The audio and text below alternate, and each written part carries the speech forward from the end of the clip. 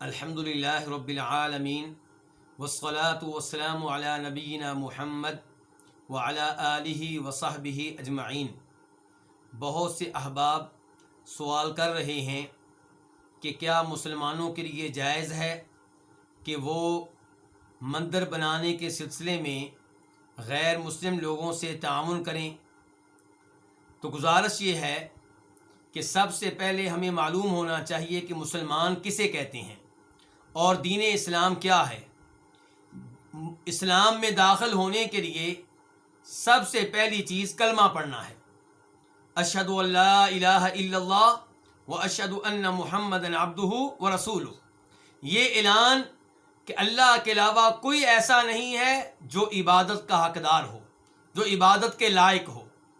اسلام اس لیے آیا ہے تاکہ لوگ ایک اللہ کی عبادت کریں اور غیر اللہ کی عبادت ترک کر دیں۔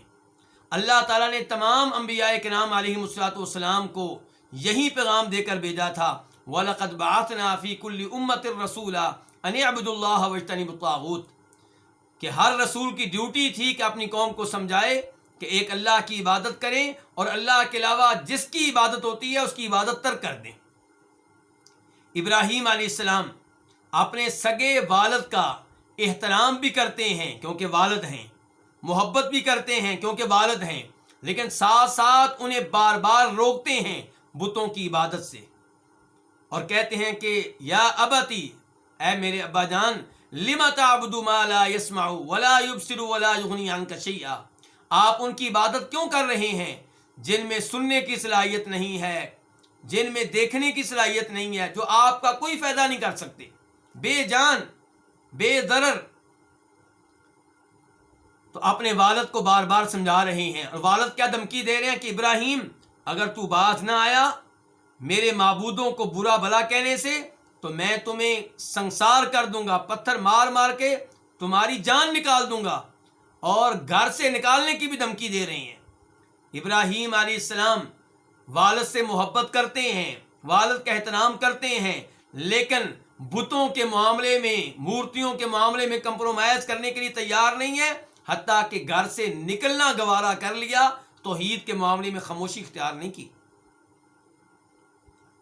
اسی لیے اللہ رب العزت قرآن حکیم میں ارشاد فرماتے ہیں، قد كانت لكم اسوة حسنة في ابراہیم والذین معه اذ قالوا لقومهم انا براء منكم ومما تعبدون من دون اللہ، کہ اے مسلمانوں، ابراہیم اور ابراہیم کے ساتھی علیہ الصلاۃ والسلام یہ تمہارے لیے بہترین نمونہ ہیں۔ کس معاملے میں؟ اس بارے میں کہ انہوں نے اپنی قوم سے صاف صاف کہہ دیا تھا کہ ہم تم سے لا تعلق، ہمارا تم سے کوئی تعلق نہیں، کوئی دوستی نہیں، ہمیں تم سے کوئی محبت نہیں، اور ہمارا ان سے بھی کوئی تعلق نہیں جن مورتیوں کی تم عبادت کرتے ہو۔ اللہ کے علاوہ جس چیز کی عبادت کرتے ہو ہر اس چیز سے ہم لا تعلق۔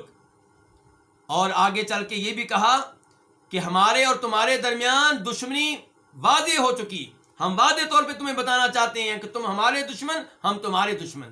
کس وجہ سے دشمن؟ کوئی ذاتی دشمنی نہیں ہے، اس وجہ سے کہ تم غیر اللہ کی عبادت کرتے ہو، تم شرک کرتے ہو، تم توحید پہ نہیں آتے ہو۔ اور یہ دشمنی کب تک رہے گی؟ حتیٰ تؤمنوا باللہ وحدہ، جب تک کہ تم ایک اللہ پہ ایمان نہیں لاتے۔ ہمارے نبی علیہ الصلوۃ والسلام کی طرف دیکھ لیں، امام مسلم روایت کرتے ہیں کہ آپ نے امیر المؤمنین خلیفہ راشد جناب علی بن ابو طالب رضی اللہ تعالیٰ عنہ کی ڈیوٹی لگائی کہ علی جاؤ، جس مورتی کو دیکھو اسے مٹا ڈالو، توڑ ڈالو، اور جس قبر کو دیکھو کہ بلند و بالا ہے، باقی قبروں کے مقابلے میں بہت اونچی ہے، اسے ہموار کر دو، یعنی کہ ایک بالش تک کر دو۔ اور جب مکہ فتح ہوتا ہے، نبی علیہ الصلوۃ والسلام صحابہ کرام کی ڈیوٹی لگاتے ہیں کہ بیت اللہ میں موجود بتوں کو توڑیں، بیت اللہ کو ان مورتیوں سے، ان بتوں سے پاک صاف کر دیں۔ حالانکہ ان میں ایک مورتی ابراہیم علیہ السلام کی تھی اور ایک مورتی اسماعیل علیہ السلام کی تھی، لیکن مورتیاں ہوتی ہیں، چاہے ابراہیم علیہ السلام کی ہوں چاہے اسماعیل علیہ السلام کی ہوں، ان کو بھی توڑا گیا۔ تو بیت اللہ کو ان مورتیوں سے، ان بتوں سے پاک صاف کیا گیا۔ اگر عقیدہ کی بنیاد یہ ہوتی کہ مسلمان اللہ کی عبادت کریں اور جو غیر مسلم ہیں انہیں حق حاصل ہے کہ وہ غیر اللہ کی عبادت کریں، تو نبی علیہ الصلوۃ والسلام کو اہل مکہ سے دشمنی مول لینے کی کیا ضرورت تھی؟ آپ اور آپ کے ساتھی، آپ لوگوں کو مکہ سے کیوں نکالا گیا؟ کیا جرم تھا؟ آپ کے اور آپ کی قوم کے مابین جہاد کیوں ہوا، لڑائیاں کیوں ہوئیں؟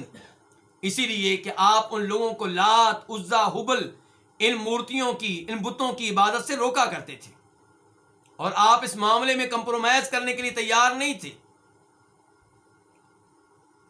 اور پھر آپ یہ دیکھیں کہ اللہ رب العزت نے مسلمانوں کی ڈیوٹی لگائی ہے کہ یہ نیکی کا حکم دیں اور برائی سے روکیں، اور سب سے بڑی نیکی کیا ہے؟ توحید، اور سب سے بڑی برائی کیا ہے؟ شرک۔ تو بت، مورتیاں اور جن کی اللہ کے علاوہ عبادت کی جاتی ہے، یہ سب سے بڑی برائی ہے، اور اللہ تعالیٰ کہتے ہیں کنتم خیر امۃ اخرجت للناس تأمرون بالمعروف وتنہون عن المنکر، کہ تم افضل ترین امت ہو اے امت محمد صلی اللہ علیہ وسلم۔ لیکن کیوں؟ اس لیے کہ تم لوگوں کو خیر کی دعوت دیتے ہو، نیکی کی تلقین کرتے ہو، برائی سے روکتے ہو۔ اور اللہ تعالیٰ فرماتے ہیں الذین ان مکناہم فی الارض اقاموا الصلاۃ وآتوا الزکاۃ وامروا بالمعروف ونہوا عن المنکر، کہ جب اللہ تعالیٰ کسی کو حکومت دیں تو اس کی کیا ذمہ داری ہے؟ نماز قائم کرے، زکوٰۃ ادا کرنے کا اہتمام کرے، اور نیکی کا حکم دے، برائی سے روکے۔ تو ہماری ذمہ داری کیا ہے کہ ہم لوگوں کو بتوں کی عبادت سے روکیں، پیار کے ساتھ، محبت کے ساتھ، اخلاق کے ساتھ۔ میں یہ نہیں کہہ رہا کہ ہم غیر مسلموں کو پکڑیں اور انہیں ماریں یا ان کی پٹائی کریں یا ان کی توہین کریں، نہیں، بالکل ایسا نہیں ہے۔ لیکن میری اور آپ کی یہ ذمہ داری ہے کہ ہم انہیں دلائل کے ذریعے قائل کریں کہ تم اللہ کو چھوڑ کے بتوں کی عبادت کر رہے ہو، یہ بے جان ہیں، تم نے اپنے ہاتھوں سے بنائے ہیں، یہ معبود کیسے ہو گئے، خالق کیسے ہو گئے، مشکل کشا کیسے ہو گئے، حاجت روا کیسے ہو گئے۔ اگر تم ان کی عبادت پہ لگے رہے تو آخرت کی زندگی میں عذاب پاؤ گے۔ تو میری اور آپ کی ذمہ داری ہے کہ اگر ہم واقعی ان غیر مسلموں کے خیر خواہ ہیں تو انہیں جہنم کی آگ سے بچانے کی کوشش کریں۔ ہاں، آپ غیر مسلموں سے تعاون کریں دیگر معاملات میں، شرک کے معاملے میں نہیں۔ شرک کے معاملے میں تعاون یہ ہماری آخرت کو بھی تباہ و برباد کر دے گا، ان کی آخرت کو بھی تباہ و برباد کر دے گا۔ آپ تعاون کریں، ان کے لیے آپ ہاسپٹل قائم کریں، ان کے علاج کا اہتمام کریں، ان کے لیے پانی کا بندوبست کریں، ان کے لیے کھانے کا بندوبست کریں، بہت اچھی بات ہے۔ لیکن غیر اللہ کی عبادت کے معاملے میں تعاون کرنا بہت بڑا جرم ہے، اور جو اس معاملے میں تعاون کریں گے وہ یہ بات یاد رکھیں، جیسے مسجد کے معاملے میں تعاون آپ کے لیے صدقہ جاریہ بن جائے گا۔ جب تک مسجد رہے گی، آپ نے بھی مسجد بنانے میں حصہ لیا، تعاون کیا، آپ کو بھی ثواب ملتا رہے گا، اور یہ مسجد ہو سکتا ہے 100 سال رہے، 200 سال رہے، 300 سال رہے، آپ قبر میں چلے جائیں گے، ثواب پیچھے سے آتا رہے گا۔ ایسے ہی جو مندر بنانے کے معاملے میں، گردوارہ بنانے کے معاملے میں، مورتیاں اور بت کدے بنانے کے معاملے میں تعاون کریں گے، انہیں گناہ ملتا رہے گا جب تک یہ شرک کے اڈے قائم رہیں گے، جب تک یہ برائی ہوتی رہے گی۔ کئی ہمارے دوست کہتے ہیں کہ آپ لوگ بڑی سختی کرتے ہیں، آپ غیر مسلموں کو دیکھیں، یورپ میں چلے جائیں، وہاں مساجد بنی ہوئی ہیں، وہ مساجد بنانے کی اجازت دیتے ہیں، تو آپ مندر بنانے کی اجازت کیوں نہیں دیتے؟ آپ گردوارہ بنانے کی اجازت کیوں نہیں دیتے؟ تو گزارش یہ ہے کہ اگر وہ لوگ خیر کا ایک کام کر رہے ہیں، اور وہ کیا؟ مسجد بنانے کی اجازت، یہ ان کی طرف سے خیر کا ایک کام ہے کہ وہ کفر و شرک کے ساتھ ساتھ خیر کا ایک کام کر رہے ہیں، اور وہ کیا؟ مسجد بنانے کی اجازت۔ تو وہ خیر کا کام کریں اور ہم ان کے مد مقابل برائی کریں، شرک کا کام کریں، شرک میں تعاون کریں، یہ تو غلط بات ہوئی۔ اگر وہ خیر کا کام کر رہے ہیں تو ہمیں بھی خیر کا کام کرنا چاہیے۔ تو اس لیے یہ دلیل درست نہیں ہے کہ چونکہ وہ مسجد بنانے کی اجازت دیتے ہیں اس لیے ہم مندر بنانے کی اجازت دیں۔ پھر کہا جاتا ہے کہ جناب عمر فاروق نے ایسا کرنے کی اجازت دی تھی۔